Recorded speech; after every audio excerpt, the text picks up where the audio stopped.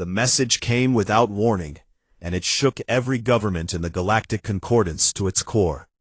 A formal summons from the Valareth Dominion, one of the oldest and most powerful civilizations in known space, requesting a human delegation to appear before the Queen herself on Valareth Prime. And no one could understand why. The Valareth had not made such a request in over 300 years, and the fact that they specifically asked for humans made every ambassador in the Concordance nervous, because humans were still the newcomers, still the Deathworld species that most alien races kept at a safe distance. Captain Lena Vasquez stood on the bridge of the diplomatic frigate Resolute and read the summons for the 4th time, her jaw tight and her fingers gripping the edge of the console. "They want a xenobiologist with field experience on Valareth border worlds," she said, turning to her first officer. "And we both know there is only one person on this ship who fits that description." Sergeant Eric Marin was in the medical bay when Vasquez called him to the bridge, and he came with his sleeves rolled up and antiseptics still on his hands, because he had been treating a crewman for a broken wrist. He was 34 years old, broad-shouldered, with lines around his eyes that came from too many nights without sleep, and too many people he could not save during the frontier wars. And when Vasquez showed him the summons, he just stared at it for a long time. "Why me?" he asked. "Because 5 years ago you were stationed on Kethra during the plague outbreak," Vasquez said, "and you saved thousands of Valareth lives on that border world, including several members of the Queen's inner court. And apparently someone remembers." Eric remembered Kethra, though he wished he did not. He remembered the sick and the dying, the strange alien bodies that he learned to treat, even though his medical training had never prepared him for anything like it. And he remembered the ambush on the medical convoy, the blast that tore through the transport and threw him into darkness. He had nearly died that day, and the Valareth healers had saved him using something ancient, something they called biobonding, where they merged parts of his cellular material into their medical systems to keep his body from shutting down. He had been unconscious for most of it, drifting in and out of strange dreams, warmth spreading through his veins, a presence watching him from somewhere he could not see, and a sound like singing that he could feel in his bones. When he woke up, the Valareth told him he was healed and sent him on his way, and he had tried not to think about it too much in the years since. "I am a combat medic, Captain," Eric said, "not a diplomat." "You are what they asked for," Vasquez replied, "and we do not say no to the Valareth Dominion." Prime took 11 days through slipspace, and Eric spent most of that time reading everything he could find about the Valareth in the ship's database. They were an ancient species, insectoid and reptilian in appearance, with iridescent scales that shifted color with their moods, and tall, pointed ears that could pick up harmonic frequencies humans could not hear. And they were ruled by a queen-mother lineage that stretched back thousands of years. The queens had a unique biological ability that no other species possessed. They could absorb genetic material from other living things and use it to create offspring through a sacred process called the communion. And it was this ability that had made the Valareth one of the most adaptable and powerful civilizations in the galaxy. But the communion had not been performed with an alien species in over 10,000 years, and the very idea of it was considered sacred and dangerous in equal measure. And leaned back in his chair, wondering what any of this had to do with him. When the Resolute dropped out of slipspace above Valareth Prime, Eric stood at the observation window and felt his breath catch in his throat. The planet was beautiful in a way that made his chest hurt. Crystalline spires rose from continents covered in bioluminescent jungle, and the oceans glowed with a soft green light that pulsed like a heartbeat. And even from orbit he could feel something pulling at him, a warmth in his blood that he did not understand. The shuttle ride down to the surface was tense and quiet, with Vasquez and 4 armed escorts flanking Eric as they descended through clouds that shimmered like liquid glass. They landed on a platform of living crystal that hummed beneath their boots, and a delegation of Valareth guards was already waiting for them. Tall, armored figures, with scales the color of deep sapphire, who stood perfectly still and watched the humans with eyes that reflected light like mirrors. But it was the way they looked at Eric that made him uneasy. The guards were not hostile, and they were not curious. They were looking at him with something he could not name, something between reverence and fear, as if he were a thing they had been expecting and dreading in equal measure. "Stay close to me," Vasquez murmured, and Eric nodded even though his heart was hammering against his ribs. They were led through corridors of living crystal and organic architecture that pulsed with soft bioluminescence, past murals that told stories in colors humans had no names for, and deeper into the heart of the Valareth capital, until they reached two massive doors that opened without a sound. The throne chamber was the largest enclosed space Eric had ever seen, a cathedral of crystal and light that stretched so high above them that the ceiling disappeared into soft golden mist, and every surface hummed with a low harmonic tone that Eric could feel in his teeth. And there at the far end of the chamber sat Queen Salith on a throne that was alive, a structure of organic crystal that grew from the floor and wrapped around her like the petals of a flower. And she was magnificent and terrifying in equal measure, with scales that shifted between silver and violet, and eyes that were ancient, beyond anything Eric could comprehend. The port was full, hundreds of Valareth nobles and advisors standing in perfect silence on either side of the central aisle, and every single one of them turned to watch as the human delegation walked forward. Eric felt the weight of their gaze like a physical thing pressing against his skin, but he kept his eyes on the queen and kept walking. And then he saw the child. She stood beside the throne, small and cloaked in a hooded robe of deep blue. And Eric almost missed her because she was so still and so quiet, but something about her made him look twice. In his chest, a warmth in his blood that flared like a match being struck. Queen Salith raised one hand, and the entire chamber held its breath. The child reached up and pulled back her hood. Eric stopped walking. She had Valareth features, iridescent scales that caught the light like scattered jewels, tall pointed ears, and a delicate bone structure that spoke of her mother's ancient lineage. But her eyes were wrong. Wrong for a Valareth. Wrong for anything in this chamber.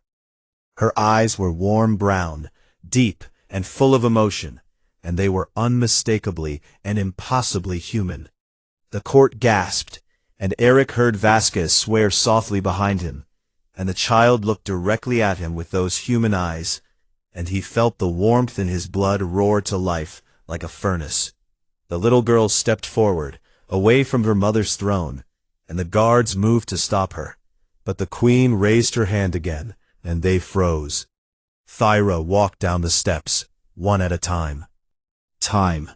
Her small bare feet making no sound on the crystal floor, and she crossed the distance between the throne and the human sergeant, while every soul in the chamber watched in stunned silence. She stopped right in front of Eric and looked up at him, and her eyes were shining with something fierce and certain and unshakable. And then she spoke in accented galactic common, her voice clear and strong, and ringing off every crystal surface in that ancient chamber. "That is my father." The silence that followed was the loudest thing Eric had ever heard. The chamber erupted into chaos the moment the child finished speaking.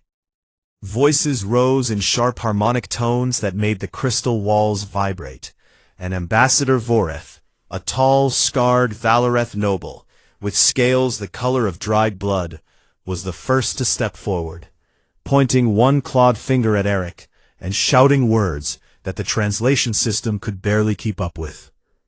"Seize the human," Voreth commanded, and 4 guards moved toward Eric with weapons drawn.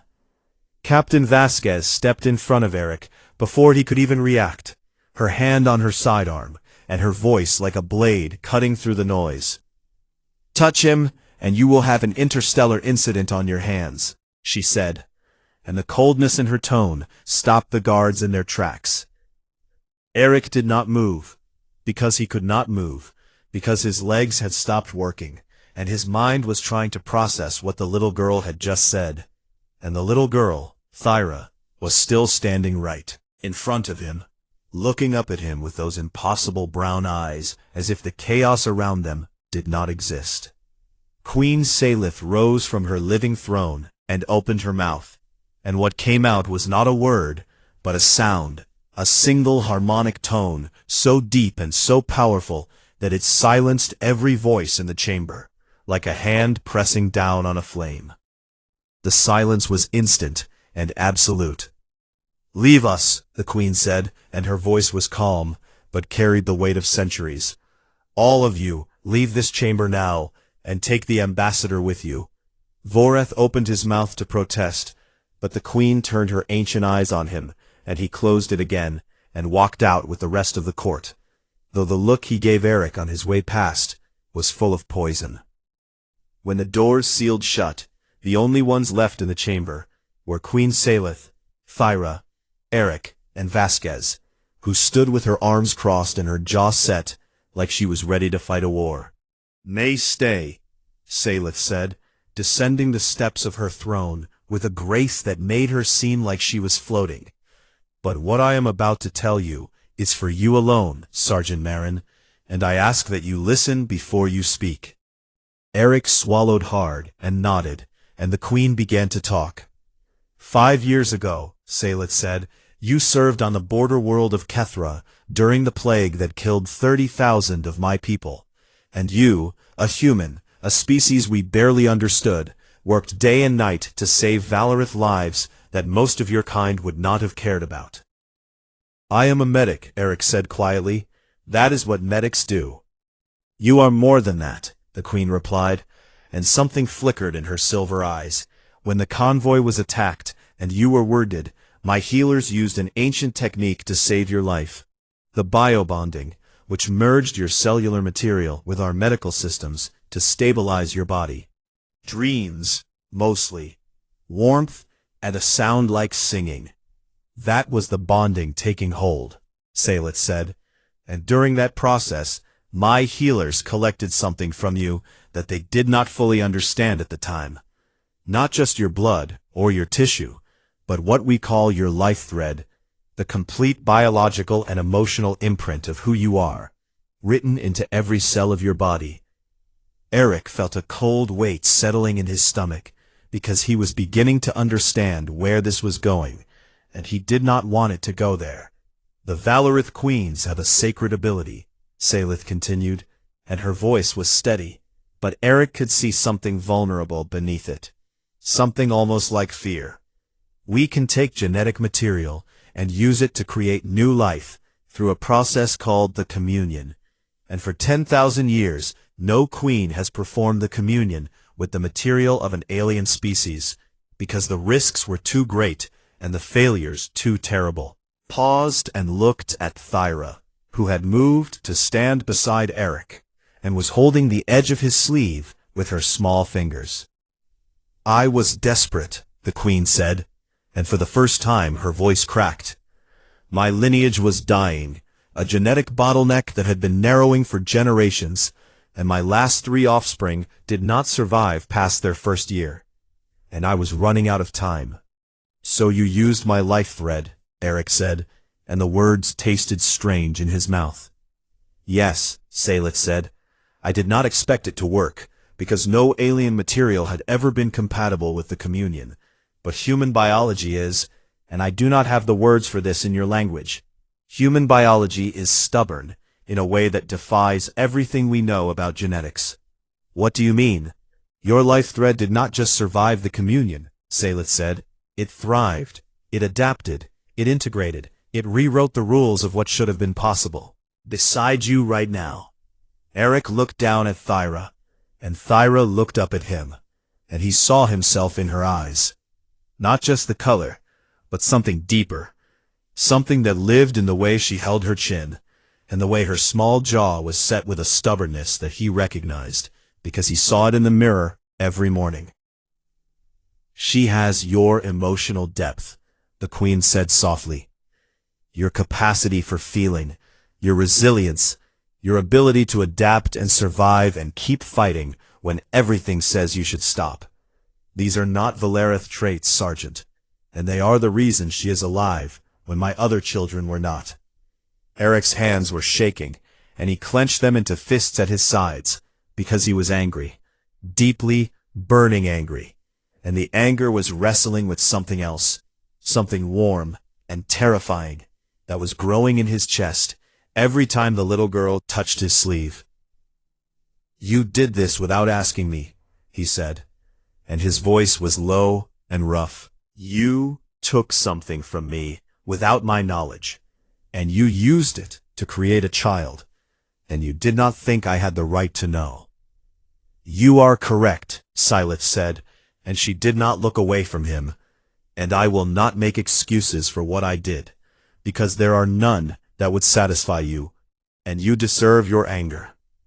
The honesty of it caught Eric off guard, and for a moment the anger stumbled, and the other thing, the warm, terrifying thing, surged forward. "But I did not bring you here to apologize," the Queen said, and now her voice was heavy with something that Eric recognized as fear. Real, desperate, maternal fear. "I brought you here because Thyra is dying." The word hit Eric like a fist to the chest. "Her hybrid biology is destabilizing," Sylith said, and Eric could hear the tremble she was trying to hide.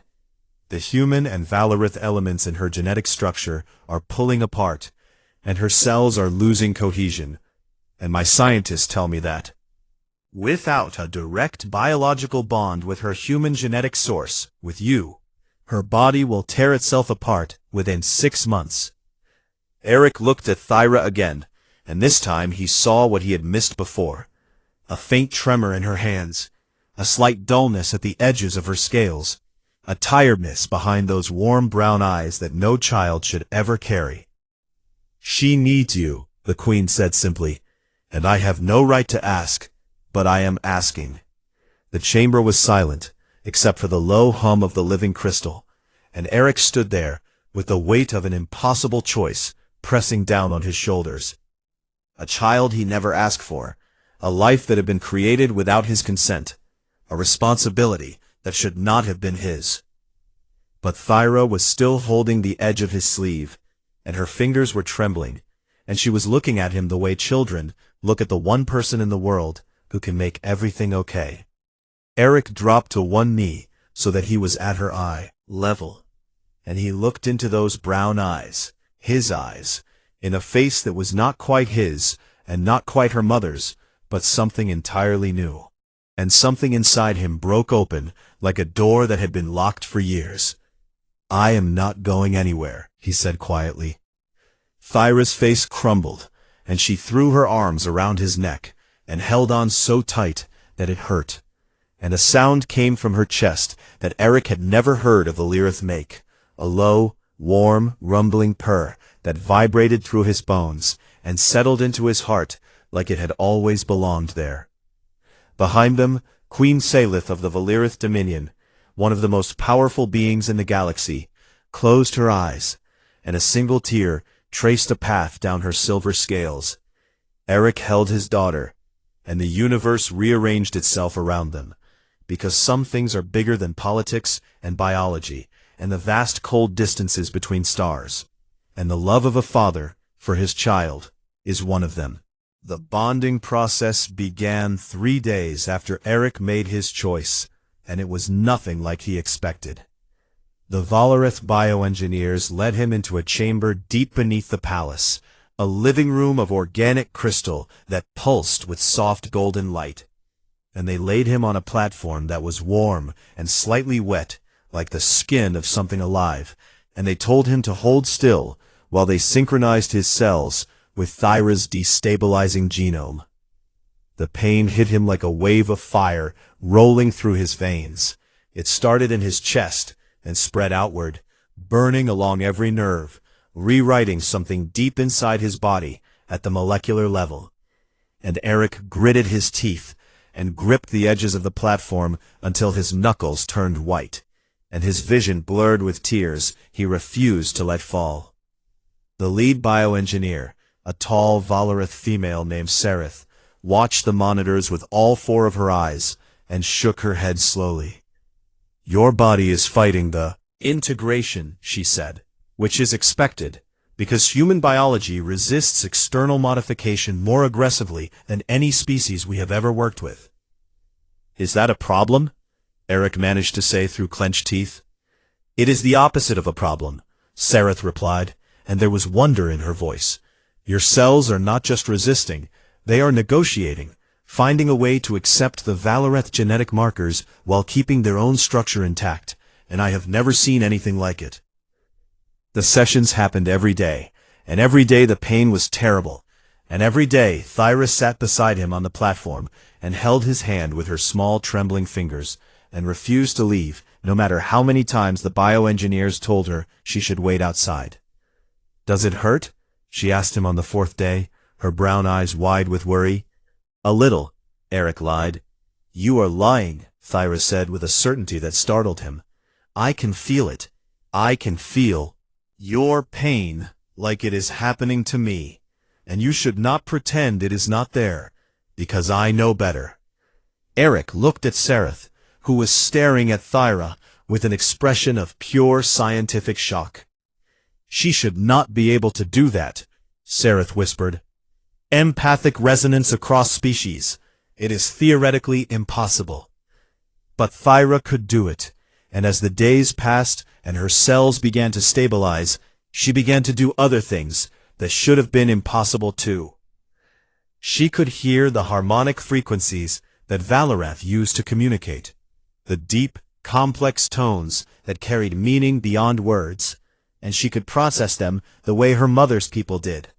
But she could also feel the emotions behind those tones the way a human would, reading intention and feeling and truth in ways that no pure Valareth had ever been able to. She started laughing, real laughter, bright and sudden and full of joy, and the sound of it echoed through the crystalline corridors of the palace and made every Valareth who heard it stop and stare, because Valareth did not laugh, had never laughed, and the sound was as alien to them as their harmonic songs were to humans. She drew pictures with pigments that the palace servants brought her, wild, colorful images of stars and ships and a tall human man standing next to a small girl with scales, and she taped them to the walls of Eric's recovery room with a pride that made his chest ache.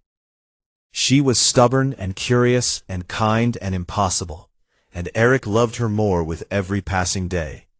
But outside the palace, the world was turning against them.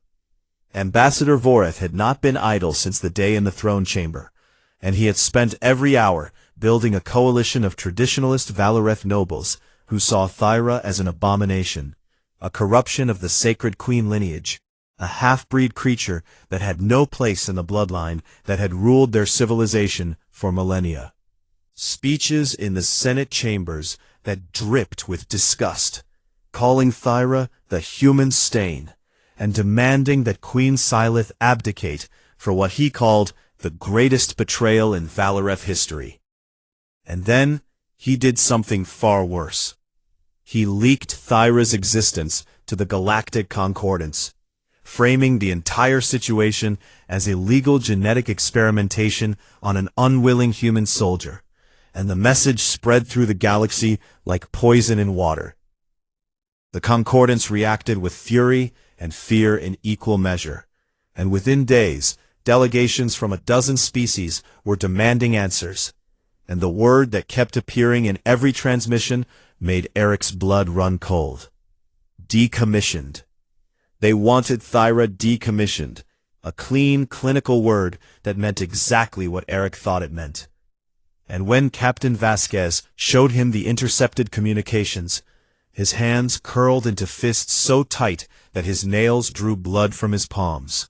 Said, and his voice was quiet in a way that made Vasquez take a step back, because she had served with Eric in the Frontier Wars, and she knew what that quiet voice meant. But before the Concordance could act, Voreth struck first. The attack came at night. 36 armed loyalists, storming the palace compound through the underground tunnels that ran beneath the crystal foundations. And they moved fast, and they moved silent. And they killed 4 of the Queen's guards before anyone even knew what was happening. Eric was asleep in his room when the first explosion shook the walls, and he was on his feet with a weapon in his hand before the dust had finished falling, because 5 years of war had taught his body to wake up fighting. He found Thyra in her room, curled under her bed, with her hands over her ears, and her scales flickering between pale white and dark gray. Fear colors, he realized. And the sight of her terror ignited something inside him that burned, hotter than anything the bonding process had ever produced. "Stay behind me," he told her, and she grabbed the back of his shirt and held on. The next 30 minutes were a blur of violence and adrenaline that Eric would never fully remember afterward. He moved through the corridors of the palace like a machine built for a single purpose. And the Valorith guards who fought alongside him had never seen anything like it. A human in full combat mode, driven not by training or duty, but by something far more dangerous and far more powerful. He was not fighting to survive. He was fighting to protect his child. And the difference between those two things was the difference between a storm and the end of the world. 3 of Voreth's soldiers cornered him in a hallway near the medical wing, and he put all 3 of them down in under 10 seconds. One with a disarming strike that shattered the soldier's weapon arm, one with a chokehold that cut off blood flow until the body went limp, and one with a headbutt that Vasquez would later say was the most human thing she had ever witnessed. The Valoreth Royal Guard watched him fight with something between horror and awe, because they were warriors who had trained for centuries. But this human, this soft, fleshy, short-lived creature from a death world, fought with a fury that made their ancient skills look calm and measured by comparison.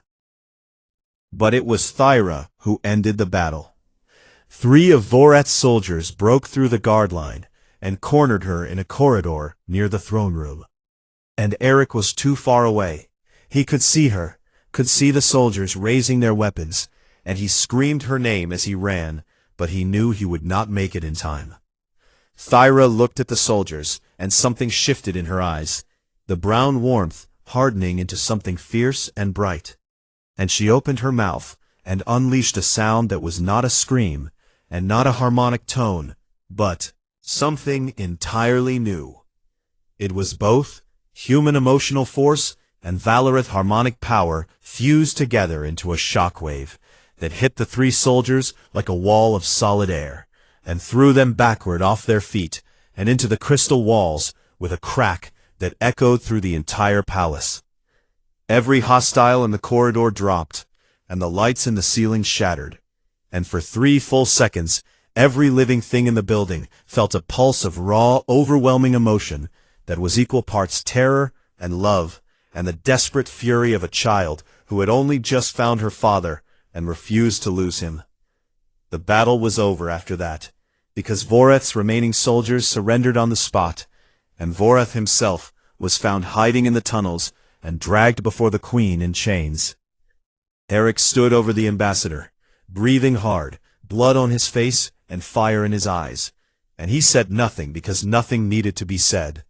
The message was written in every bruise, on his knuckles, and every scar on his arms, and the absolute, unshakable certainty in his gaze. But the victory was short-lived. 2 days later, Captain Vasquez received a transmission that drained the color from her face, and when she told Eric what it said, the fire in his eyes turned to ice. The Galactic Concordance was dispatching a tribunal fleet to Valorith Prime, 12 warships from 8 different species, and they were not coming to talk. They were coming to take Thyra. The tribunal fleet arrived on the 7th day, and the sight of 12 warships hanging in orbit above Valorith Prime made the crystal spires of the capital hum with a low, anxious frequency that everyone could feel in their bones. Representatives from 42 species descended to the surface and assembled in the Grand Hall of Accord, a massive chamber that the Valorith had built centuries ago for exactly this kind of occasion, though no one had ever imagined it would be used to decide the fate of a 6-year-old girl. Eric stood at the back of the hall with Captain Vasquez and watched the delegates take their seats, towering insectoid Cathari with compound eyes that reflected the light like broken mirrors. The fluid and shapeless Orani, who communicated through color changes in their translucent skin. The stone-faced Drelkathi, who had not shown emotion in recorded history. And dozens more, each one representing a civilization that had existed for thousands of years, before humans had even learned to use fire. The charges were read by the Chief Arbiter, a Neluvan with 6 arms and a voice like grinding gravel, and each one landed like a hammer blow. Unauthorized cross-species genetic synthesis in violation of Concordance Biological Protocol 7, violation of the Biological Sovereignty Accords, regarding the use of human genetic material without informed consent, and the creation of what the charges called a Class Omega hybrid entity of unknown capability and potential threat level. Eric felt Vasquez's hand grip his arm when the Arbiter read the recommended resolution. Thyra was to be surrendered to the Concordance Science Authority for study and evaluation, and if her abilities were deemed a threat to galactic stability, she would be. And the Arbiter used the word so casually that it made Eric's stomach turn. Decommissioned. Queen Salith sat in her designated place, with her back straight and her face like carved stone. But Eric could see the tremor in her hands, and the way her scales had gone flat and gray. Stress colors, grief colors, and he understood that for all her power and all her centuries of rule, she was cornered. The Valoreth Dominion was mighty, but it could not stand against the entire Concordance, and Salith knew it, and Voreth, watching from the gallery, with a smile that made Eric want to cross the room and break his jaw, knew it too. The delegates debated for hours, and Eric listened to species after species argue about genetics and protocols and threat assessments. And not a single one of them mentioned that they were talking about a living, breathing child who liked to draw pictures of stars and who purred when her father held her hand. When the Arbiter called for final statements before the vote, Eric stood up. Every head in the chamber turned toward him, and the silence that followed was sharp and sudden, and Eric could feel the weight of 42 civilizations pressing down on him like gravity. "I request the right to speak," he said, and his voice was steady, even though his heart was pounding so hard he could hear it in his ears.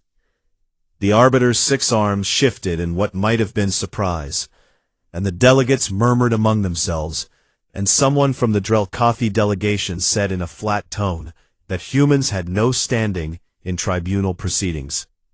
"Actually," Captain Vasquez said from behind Eric, and her voice carried the sharp precision of someone who had spent 3 days without sleep, reading every legal document in the Concordance Charter. Article 17 of the Human Admission Accords grants any human the right to speak in defense of their offspring before any governing body, without interruption, and this right was written into the Charter as a non-negotiable condition of humanity's entry into the Concordance. The chamber went quiet again, and the Arbiter consulted with the legal advisors for several minutes before turning back to Eric with an expression that might have been respect, or might have been annoyance. It was hard to tell with Niluvans. "The human may speak," the Arbiter said.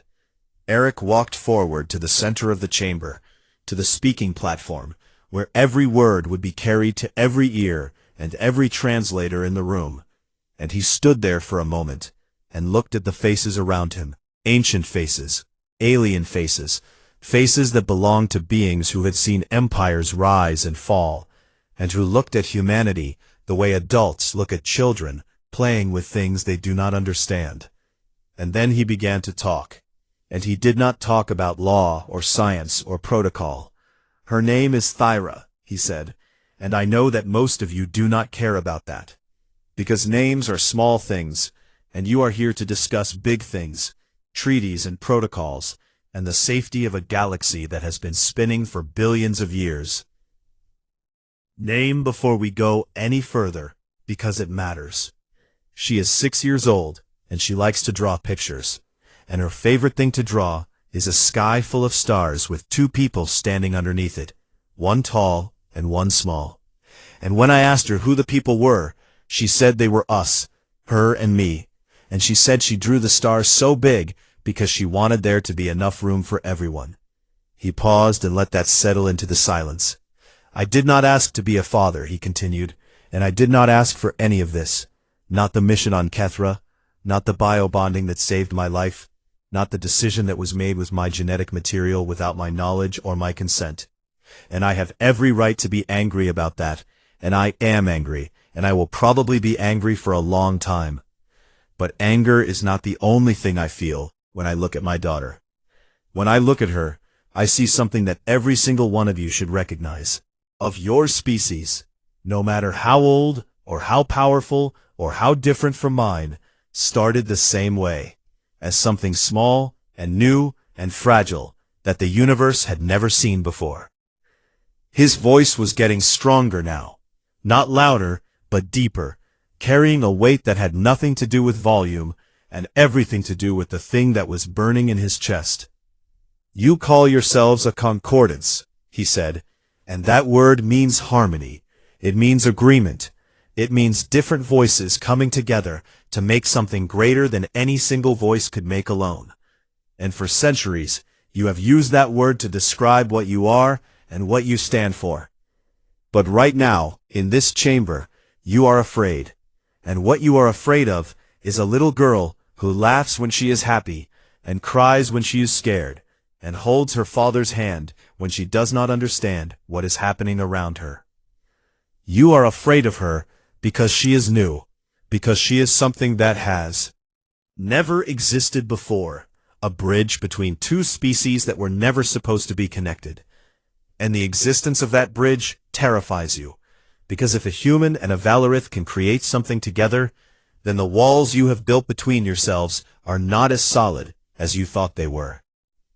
He looked around the chamber, meeting eyes and sensors and compound lenses from every direction. "You want to take my daughter and study her like she is a specimen, and if you decide she is dangerous, you want to destroy her, and you want to call that safety. You want to call that protocol. You want to dress it up in clean words and legal language so that none of you have to feel what it actually is. But I will tell you what it actually is. It is fear, and it is the oldest and most cowardly kind of fear. The fear of something you do not understand. And I know about that kind of fear, because my species has been ruled by it for most of our history. We gave in to it. We lost something we could never get back." The chamber was so silent that Eric could hear the hum of the translation devices. "Thyra is not a threat," he said. "She is a child, and she is proof that the universe is bigger and stranger and more beautiful than any of us imagined. And if you destroy her, you will not be making the galaxy safer. You will be telling every species in this room that harmony is only acceptable when it happens on your terms." He stepped back from the platform and said one last thing. "She drew those stars big enough for everyone. I think you should try to be worthy of that." The silence held for a long, long time. Then the Cathari ambassador, a massive insectoid whose species reproduced through collective genetic synthesis, and who understood better than anyone in the room what it meant to be born from the merging of different things, rose to her full height and spoke in a voice like wind through dry grass. The Qatari stand with the human and his child.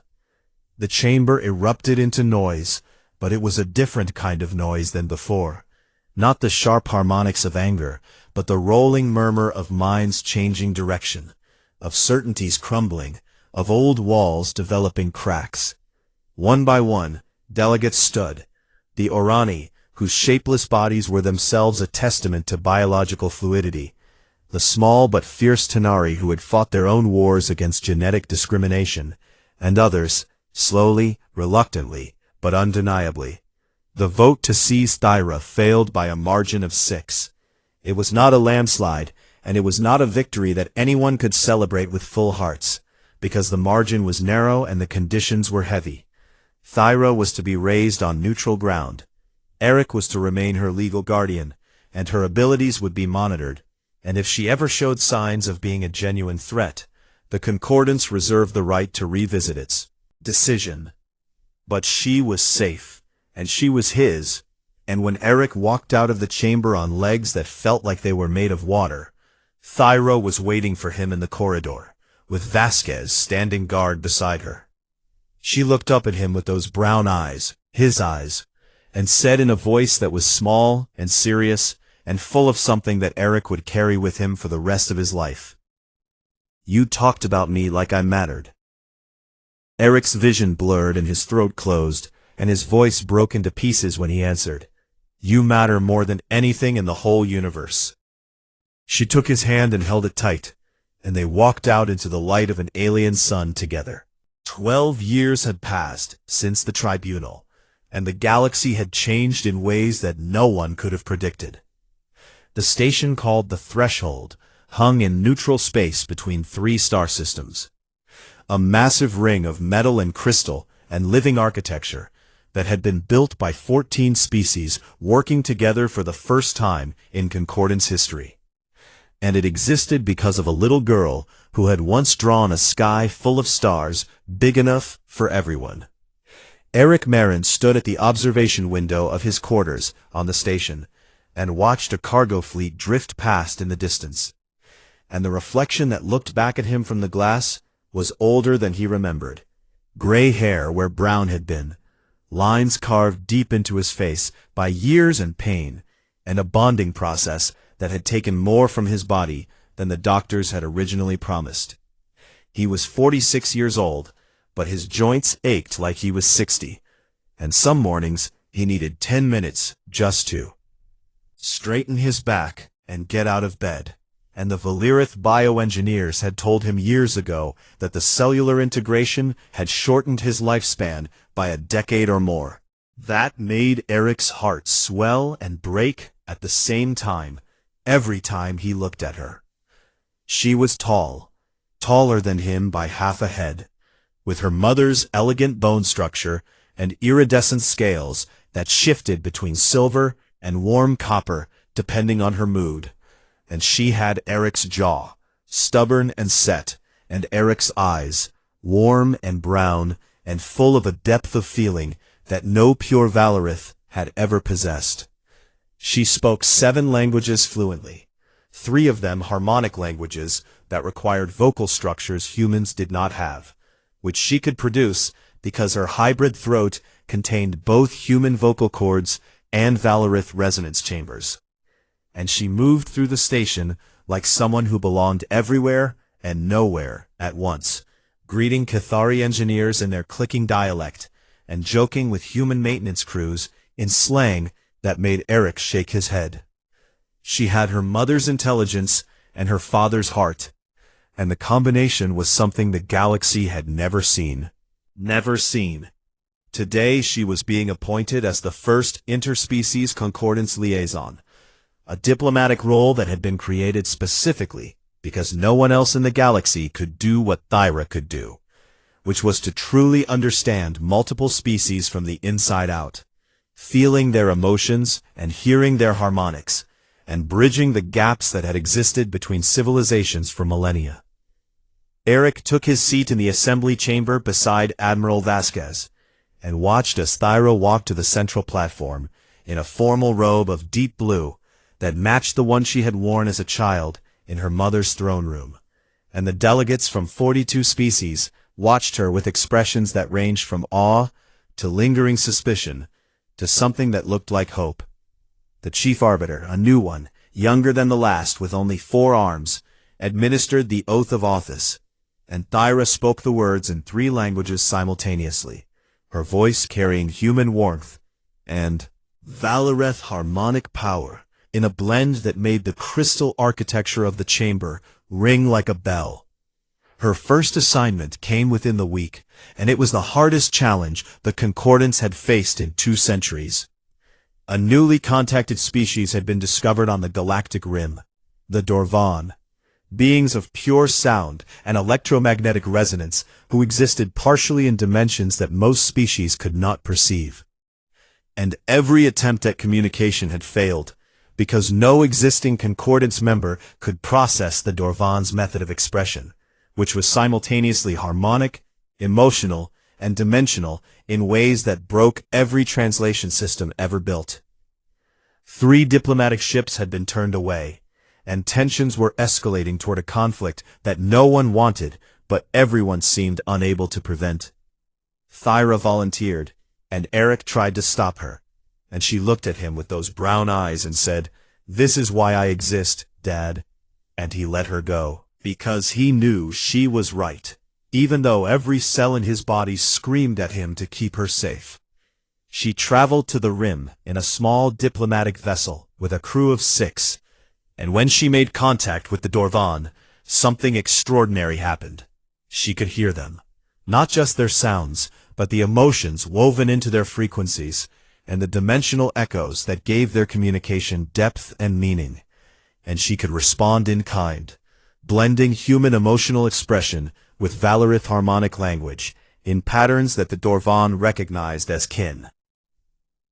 The negotiations lasted 3 weeks, and when Thyra returned to the threshold, she brought with her a Dorvan delegation that had agreed to join the Concordance, the first new admission in over 200 years. The celebration that followed filled every corridor and chamber and open space on the threshold with music and light, and the mingled sounds of dozens of species expressing joy in their own unique ways. And in the middle of it all stood Thyra, laughing with delegates and translating jokes between species who had never understood each other before. Eric watched from the edge of the crowd with a drink in his hand that he had not touched, and his eyes were bright with something that he could not have named, even if someone had asked. A presence appeared beside him, and he turned to find Queen Salith standing there in formal robes of silver and violet, looking older than the last time he had seen her, which had been years ago, but still carrying the weight of centuries in her ancient eyes. "You came," Eric said. "I would not have missed this," Salith replied. And for a long time they stood side by side and watched their daughter shine.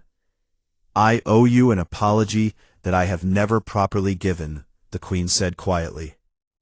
"You gave me the best thing in my life," Eric said. "I think we are past apologies."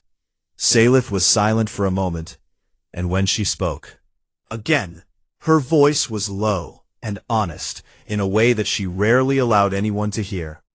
"I used to think of humans as useful, resilient, adaptable, good for labor and warfare, but too emotional and too short-lived to truly matter in the long arc of galactic history. And I performed the communion with your life thread because I thought your biology was a tool that I could use to save my bloodline." She paused and looked at Thyra, who was crouched down, talking to a group of young Qatari cadets with the same patient attention she gave to every living thing she met. "I was wrong about all of it," Salith said. "Your biology was not the gift, your heart was, and you gave Thyra something that I, with all my centuries and all my power, could never have given her." "What is that?" Eric asked. "The ability to love without conditions," the Queen said, "and the stubbornness to never stop, even when the entire galaxy tells her she should not exist." Eric smiled, said nothing, because some things did not need words. The celebration went late into the station's artificial night, and when it was finally over, and the corridors were quiet, Eric made his way to the observation deck, his favorite place on the threshold, where the viewport stretched from floor to ceiling, and the stars spread out in every direction like scattered diamonds on black silk. He was not surprised to find Thyra already there, sitting on the bench by the viewport, with her knees drawn up to her chest, and the starlight playing across her scales in patterns of silver and gold. She looked up when he sat down beside her, and her brown eyes, his eyes, always his eyes, were full of something quiet and deep. "Dad," she said. "Yeah? Do you ever regret it, staying, I mean? Everything that happened, the bonding that hurt you, the tribunal, leaving your own world behind, all the years on this station. Do you ever wish you had just walked away when you had the chance?" Eric looked at her, this impossible, beautiful, stubborn bridge between worlds. This girl who had been born from stolen genetics and desperate hope, and who had grown into someone who could stand between civilizations and make them listen to each other. This person who drew stars big enough for everyone, and who purred when she was happy, and who had her mother's grace and her father's jaw and a heart that was entirely her own. He smiled, and it was the truest smile he had worn in years. "Not for a single second," he said. Thyra leaned her head against his shoulder, and her scales were warm against his skin. And the purr that rumbled from her chest was the same one she had made as a child the first time he held her, low and warm and full of a love that crossed every boundary the universe had ever tried to build. They sat together in the starlight, father and daughter, human and hybrid, and the galaxy turned around them in its slow and ancient dance, and somewhere in the vast spaces between the stars, something was changing. Something quiet and powerful and irreversible, because the universe had taken note of what a single human had done. Not with a weapon, not with a ship, not with an army or a fleet, or the terrible creative fury that made every species in the concordance keep humans at a careful distance, but with a choice, a simple, stubborn, unshakable choice to love a child who should not have existed, and to stand between her and anything that tried to take her away. The galaxy had always feared what humans could destroy. It never occurred to them to fear what a human could love.